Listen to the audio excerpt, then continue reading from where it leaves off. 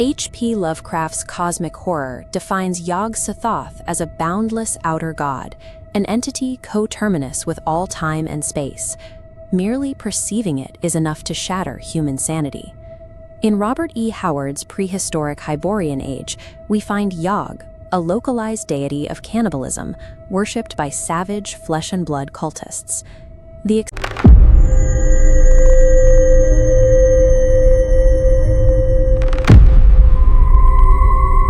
expanded lore of the mythos places these two settings on a single timeline, using the name Yog as a bridge between the prehistoric and the modern. This raises a question of mechanics. How can a mortal barbarian with a piece of steel oppose an omnipotent, mind-breaking entity that shouldn't even have a physical body? This crossover originated in the 1930s with a network of pulp writers known as the Lovecraft Circle. Lovecraft and Howard were prolific pen pals who shared world-building elements as an inside joke. They traded fictional books, like the Necronomicon and Unaussprechlichen Kulten, back and forth across their published stories. While they shared a fictional sandbox, they held very different interests. Lovecraft was an intellectual, fascinated by scientific dread, whereas Howard was an athlete, focused on physical action. This collaborative friendship meant their shared universe had to adapt its rules to fit two entirely different styles of storytelling. Lovecraft's genre requires humanity to be insignificant, incapable of securing any kind of physical victory against the ancient gods. Howard's stories demand a hero who can triumph over any evil through physical willpower and martial skill. The Hyborian Nexus serves as the specific point in art's history where these two conflicting sets of rules meet. To bridge the gap, Howard relied on the earthly form rule. He posited that any cosmic entity entering his era must rewrite its own physics to take on a body of flesh and bone.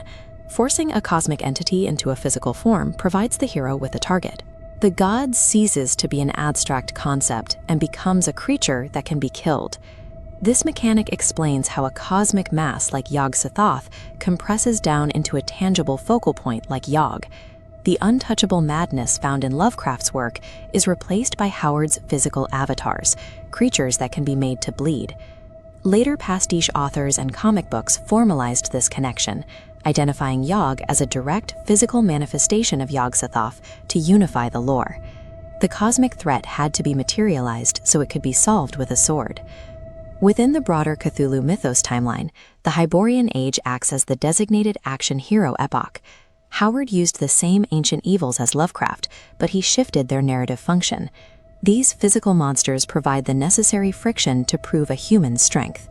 Their presence allows the barbarian to assert his survival against a prehistoric world. In this shared universe, the genre determines the outcome. It decides whether humanity must succumb to madness or is permitted to fight back. Consider a 1920s academic investigating a mythos cult in the middle of a civilized city. For this person, encountering Yog-Sothoth represents an absolute end. Their world has given them no tools to resist a cosmic collapse of reality. Now look at the Sumerian barbarian. To him, the exact same cosmic entity is just another physical obstacle to hack through. The power of these monsters changes based on the tools available to those who face them. In a universe where you can draw blood, the incomprehensible becomes manageable.